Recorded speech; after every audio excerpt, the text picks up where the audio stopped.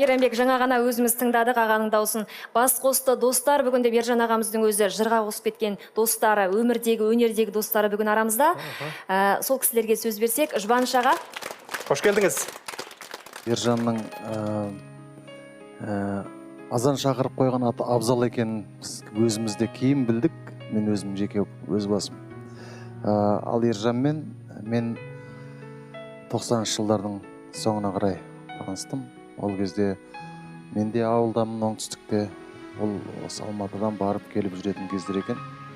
Сөйтіп ең бірінші рет сол көтерейік қане достар, Інжу Моншақ, сосын есімде жоқ тағы бір әнін, тағы бір әнін маған жаңағы үйретіп өзі.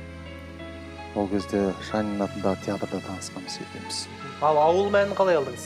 Ол енді кейінгі 2000-ші жылдарда сол Ержанның ерлік сол жылдары өзі сондай бір сапалы жылдар болды. Ержан үшін сол көптеген жақсы әндердің сол шыққан кезі сол уақыттар болатын. Ауылымды Ержанның өзі берді. Мұны әнді сен айтшы деп.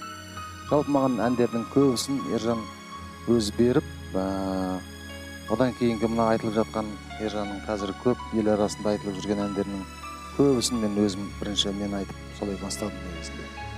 Енді мүмкін сол жалпы әннің қалай орындалуы керек, ән қалай айтылу керек, соны менің де бір ойымды көргісі келетін сияқты болып жүретін Ержан. Ылғи да сол сен айтып көрші, анау айтып көрсін деген сияқты. Жалпы Ержан туралы мен өзім жеке басым айтсам таңнан таңға тоқтамай айта берем. Өйткені біз қатар Ержанды мен ес жиып, кәдімгі үлкен жігіт кезінен бастап таныдым. Бала кезден біргесін деп айта алмаймын. Бірақ біз қатар жүріп, сондай керемет творчестволық бірлестік болып, әннің шығуы да, оның елге таралуына да көп Ержанның сондай сол шығармашылық табыстарын, белестерімен қатар жүріп көрдім десем. Азамат ретінде қай қасиетін жоғары айтар едіңіз? Бірінші кезекте кәдімгі әрбір ер азаматтың бойындағы бар, одан кейін әрбір адам армандайтын сол ең бірінші қасиет ол әділдікті, әділетті жақсы көретін жігіт болды. Және сол әділет үшін ылғи да өмір бойы өзімен, өзі болсын, жан-жақ қоғаммен болсын, солай күресіп өтті өмірден. Сондықтан Ержанды мен толық бір 100% демесем, бір 50-60%-ға дейін зерттеп, біліп, оның әңгімесінен, оның көзқарасынан, оның ойынан көп нәрсені ұқтым және үйрендім деп айта аламын. Ержанды өзіме аға ретінде біздің арамыз бір мүшел болса да, біз сол бір сыныпта оқыған балалар ұқсап қатар жүрдік.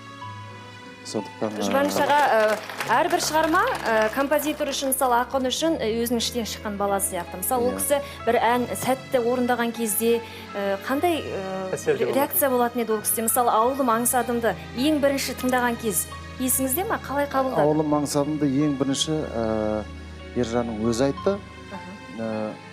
Оның өңдеуін аранжировкасын Асқат Шакупов ағамыз жазып берді.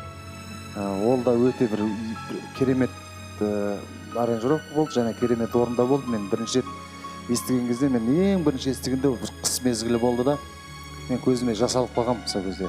Ауыл сағындыңыз ғой? Біздің де ауылдан кетіп қалған уақытымыз. Бармағалы көп болып еді. Иә, солай ғой. Ол әннің өзі, табиғаты өзі бірден ауылды еске түсіреді ғой. Содан кейін сол әнге мен қатты, жаңағы енді екеуміз бір жаңа жылдық беді, сондай бір кештіғым. Сонда менің жаңағыда көзіме жас алып қалғанымды көріп, сен айтшы деп. Тегін ақ бере салсын. Ержан жалпы негізі әнін сатқан жоқ ешқандай.